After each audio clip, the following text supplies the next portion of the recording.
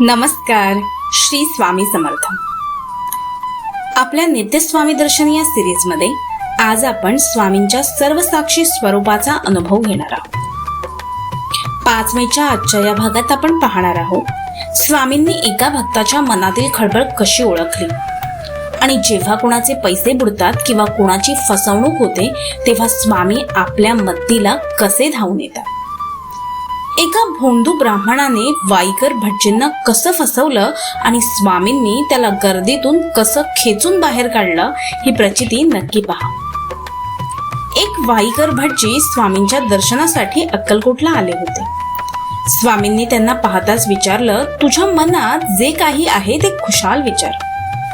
भटजींना आश्चर्य वाटलं की स्वामींना कसं कळलं.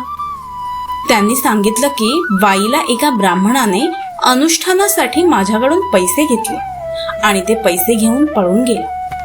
त्याने तुमचंच म्हणजेच श्री दत्तात्रेयांचंच नाव घेतलं होतं, म्हणून मला वाईट वाटत आहे. स्वामींनी स्मितहास्य केलं आणि गर्दीकडे बोट दाखवून सांगितलं, तो बघ, तो पळून गेलेला ब्राह्मण समोरच दर्शनाला उभा आहे. भटजींनी धावत जाऊन त्याला पकडलं. तो ब्राह्मण स्वामींसमोर थरथर कापू लागला आणि त्याने आपली चूक मान्य सुद्धा केली. भटजींचे पैसे परत केले. स्वामींनी त्या भोंदू ब्राह्मणाला कडक शब्दात सांगितलं, आल्या वाटेने निघून जा. स्वामींनी केवळ त्याचे पैसेच परत मिळवून दिले नाहीत, तर श्री दत्तात्रेयांच्या नावावर झालेली फसवणूकही थांबवली.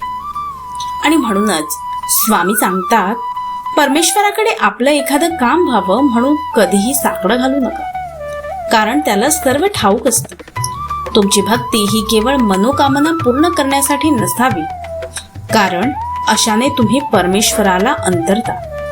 जेव्हा तुम्ही कोणतीही अपेक्षा न ठेवता परमेश्वराची पूजा करता तेव्हा तुमची कामं तो स्वतःहून करतो. त्यावर फक्त अढळ श्रद्धा ठेवा. स्वामी म्हणतात, भिवू नकोस, मी तुझ्या पाठीशी आहे. फसवणूक झालेल्या भक्ताला न्याय देणाऱ्या स्वामींच्या या लीलेबद्दल तुम्हाला काय वाटतं? कमेंटमध्ये श्री स्वामी समर्थ नक्की लिहा.